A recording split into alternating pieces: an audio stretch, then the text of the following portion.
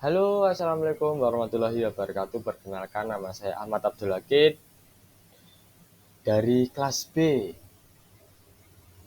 dengan NIM 16092421110. Di sini saya akan menyampaikan materi tentang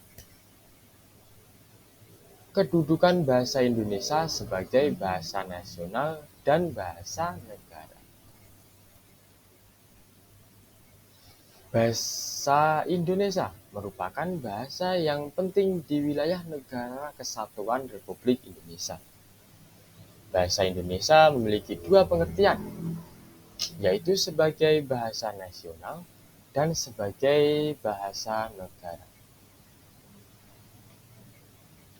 Kedudukan sebagai bahasa nasional didasarkan pada Sumpah Pemuda tanggal 28 Oktober 1928, terutama butir ketiga yang berbunyi, "Kami putra dan putri Indonesia menjunjung bahasa persatuan bahasa Indonesia."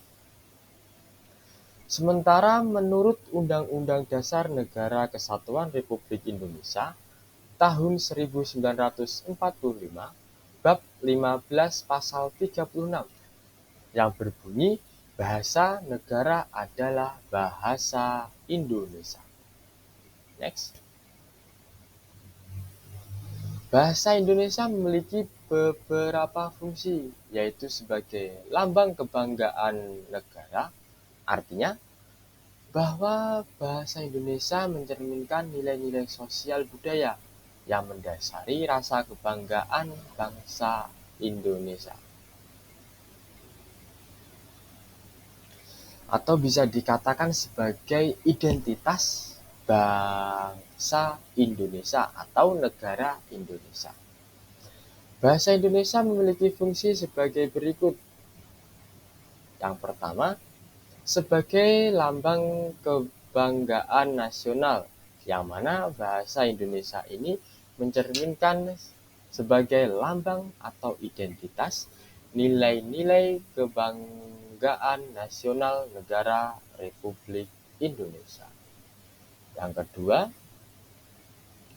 kedua fungsinya sebagai lambang jati diri atau identitas nasional, yang berarti bahasa Indonesia ini memiliki arti sebagai identitas bahasa nasional Republik Indonesia. Bahasa nasional atau bahasa Indonesia juga memiliki fungsi sebagai alat pemersatu berbagai masyarakat yang berbeda latar belakang sosial, budaya, dan bahasanya. Next, bahasa Indonesia memiliki fungsi sebagai bahasa pengantar resmi di lembaga pendidikan dan pemerintahan, yaitu saya ambilkan contoh dari lembaga pendidikan sebagai alat komunikasi, alat penyampaian materi, alat penyampaian pemberitahuan di lembaga perguruan tinggi negeri atau perguruan tinggi swasta.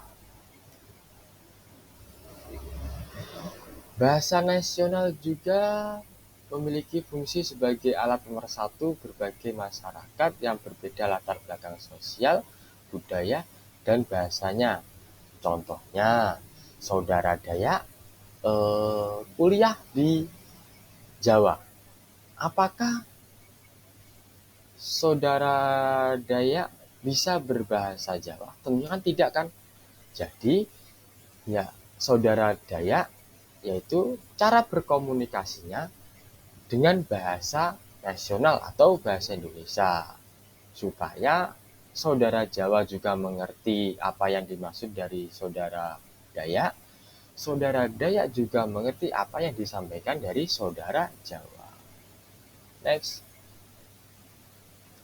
Berhubung bahasa Indonesia sebagai bahasa nasional seringkali dipakai berbagai keperluan, antara lain pidato, penyampaian laporan, kegiatan, menulis surat ke pacar, atau menulis surat ke orang lain atau teman dari jauh gitu. Next. Karena Indonesia harus memiliki identitas, maka bahasa Indonesia dijadikan sebagai identitas bahasa nasional atau bahasa resmi Negara Kesatuan Republik Indonesia.